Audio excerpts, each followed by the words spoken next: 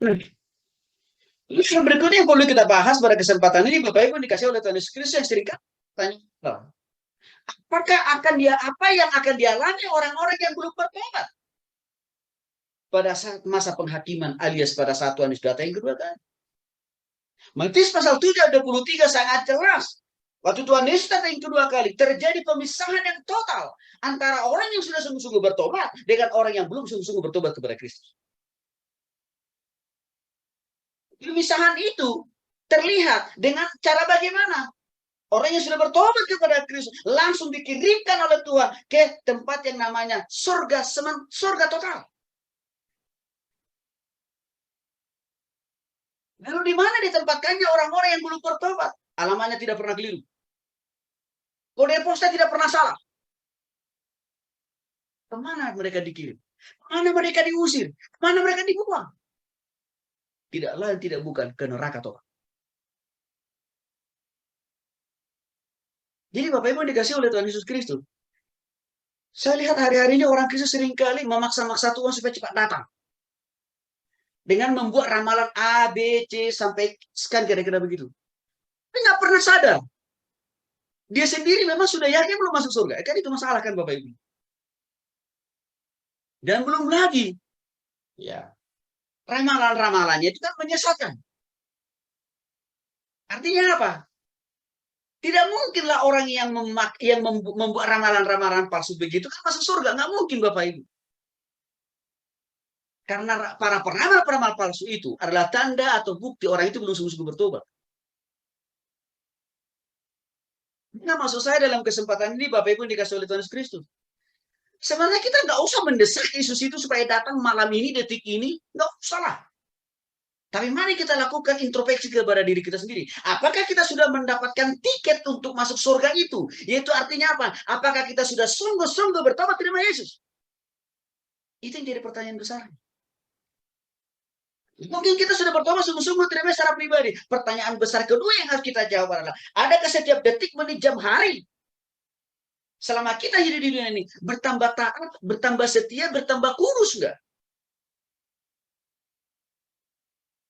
Itu aja yang terpenting semuanya kita pikirkan. Jadi nggak usah sibuk membuat ramalan A, B, C, nggak usah. Karena dengan tanpa atau dengan kita meramal, Tuhan pasti datang kok. Tapi pertanyaannya, kita sendiri sudah mendapatkan tiket itu belum? Nah ini yang sering kali mayoritas orang Kristen tidak memikirkan. Yang hanya tadi, ya hobinya sukanya ramalisasi. Sehingga apa? Nyesatin orang. Yang kedua, apa yang dialami oleh orang belum bertobat? Mengacu kepada Matius pasal 24 ayat 45 sampai dengan 46. Mereka dimasukkan ke dalam tempat penyiksaan yang total. Apa itu? Neraka yang kekal. Di situ tempat terbaik untuk orang-orang yang masih hidup di dunia tapi belum bertobat.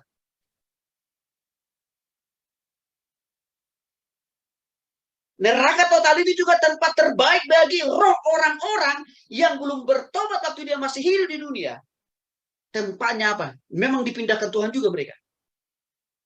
Ya, orang-orang yang sudah mati, tapi belum sempat bertobat, tapi tidak mau bertobat ya. Waktu hidup di bumi, Bapak Ibu, ditempatkannya di mana? Dipindahkan, ya, dari neraka sementara atau Hades kan gitu, kemana? Neraka total. Bapak Ibu, harusnya kan ini yang harus dievaluasi dalam diri semua orang Kristen hari-hari ini. Bukan justru sibuk untuk memaksa Tuhan untuk datang segera mungkin. Ya. Dari Matius pasal 5 ayat 29 ayat ke-30, setelah mereka ditempatkan di neraka total atau neraka apa kekal yang tanpa akhir itu, lalu mereka ngapain di sana?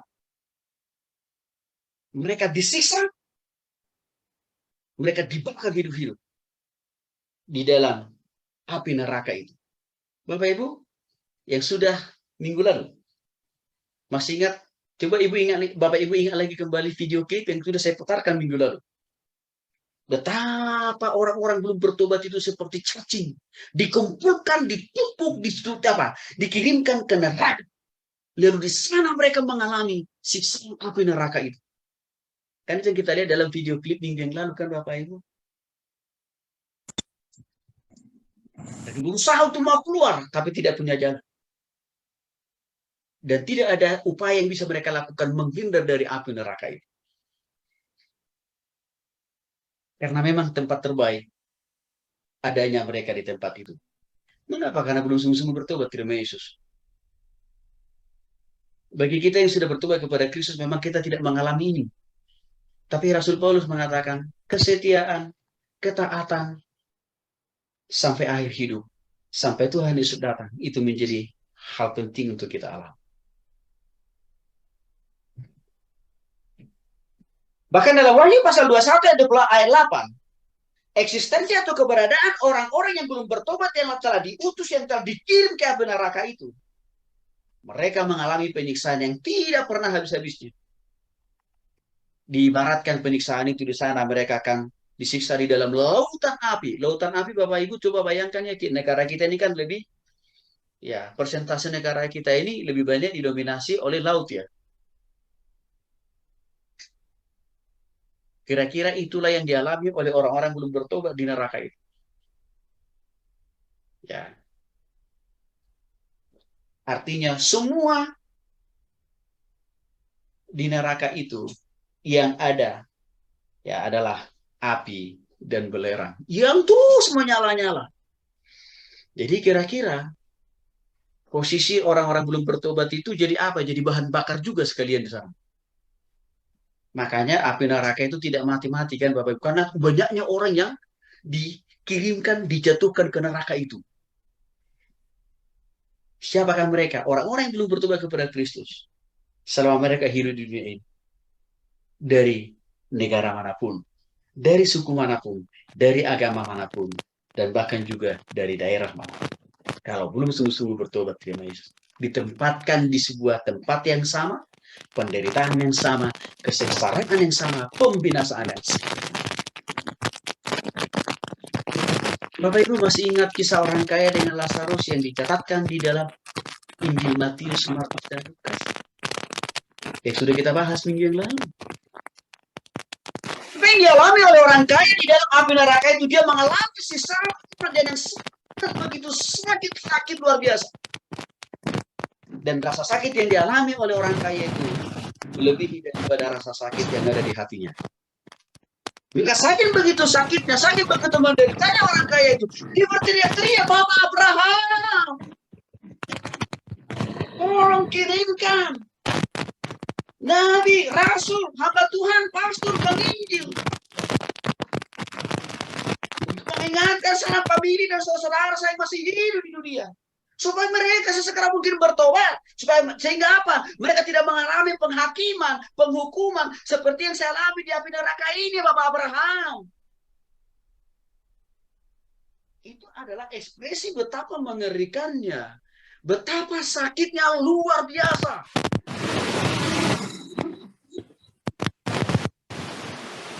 Di neraka itu, Bapak Ibu. Itu yang digambarkan oleh orang kaya itu. Yang artinya apa? Benar loh Bapak Ibu, neraka itu memang sangat mengerikan. Itulah yang diekspresikan oleh orang kaya itu. Jadi kita bersyukur Bapak Ibu yang dikasih oleh Tuhan Yesus Kristus. Karena Alkitab kita sudah memberikan konfirmasi. Sudah memberikan gambaran yang jelas kira-kira suasana yang akan dialami oleh orang-orang yang belum bertobat di neraka. Kenapa itu perlu dicatatkan oleh Matius, Markus, Lukas? Supaya mendorong dan mendesak sesegera mungkin orang yang belum bertobat. Supaya cepat-cepat bertobat kepada Kristus.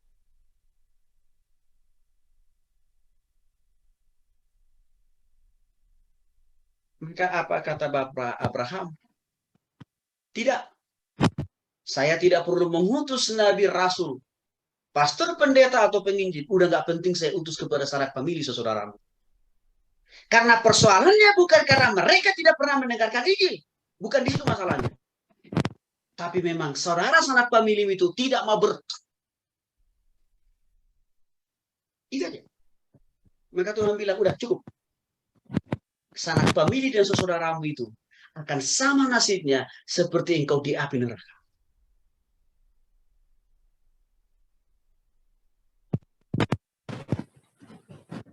Kalau begitu Bapak Ibu dikasih oleh Tuhan Yesus Kristus. Selagi kita hidup di dunia ini, selagi sanak famili dan saudara kita, orang tua kita, mertua kita, ya, apalagi orang-orang yang kita layani, mari Bapak Ibu, segera mungkin bertakan Injil kepada mereka. Bimbing tuntun mereka untuk sungguh-sungguh bertobat terima Yesus. Karena hanya pada waktu mereka hidup di dunia ini ada kesempatan mereka untuk mendapatkan tiket masuk surga. Maka untuk itu, ya, khotbah kita, pengajaran kita haruslah khotbah dan pengajaran yang mendorong orang bertobat kepada Kristus. Jangan sampai kita berkhotbah dan mengajar seperti ya pelawak. Pasti Bapak Ibu pernah nonton stand up komedi ya.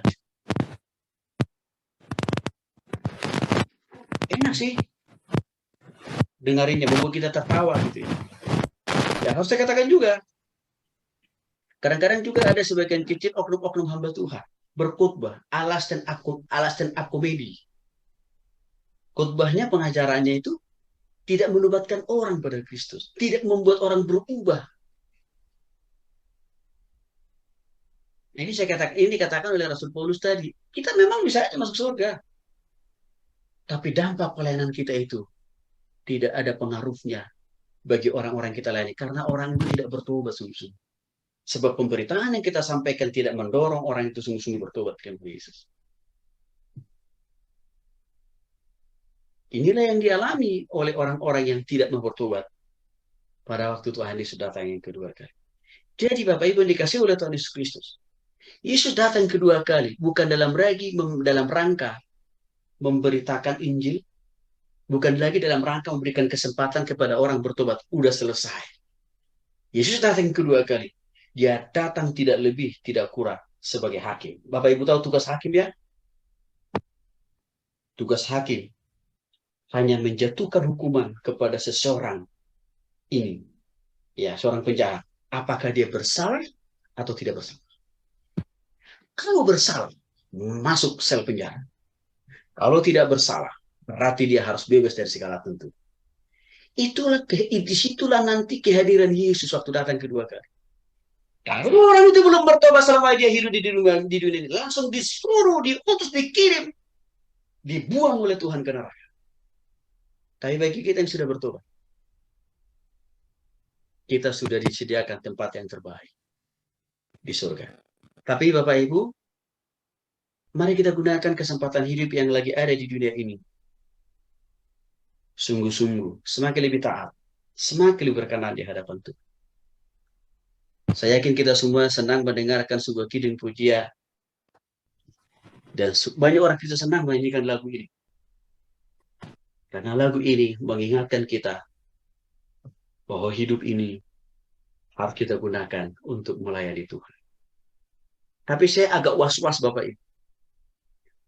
Banyak orang Kristen yang senang menyanyikan lagu ini. Ya.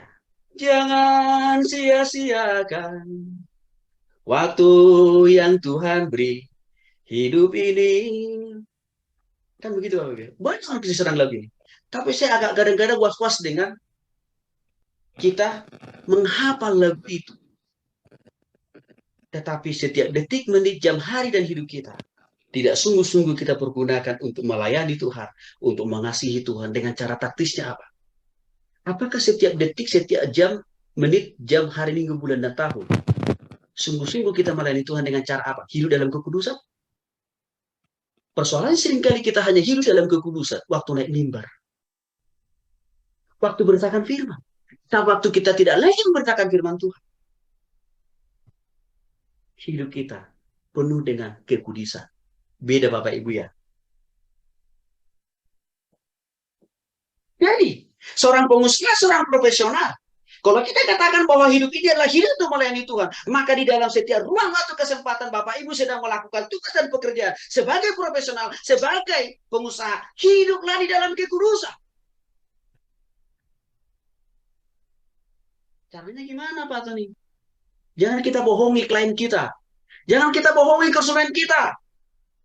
Kita bilang, barang yang kita jual ini ori, padahal KW. Kan gitu.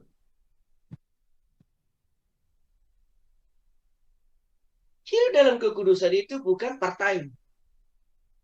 Bukan situasional. Tapi sepanjang masa. Hidup dalam kekudusan itu, hidup dalam kekudusan itu bukan hanya waktu kita mimpin doa. Bukan hanya kita jadi WL singat, bukan hanya kita di mimbar, bukan hanya di situ aja Bapak Ibu. Sebelum kita naik mimbar, setelah kita di mimbar, setelah kita turun mimbar, hidup dalam kekudusan. Selama kita hidup di dunia.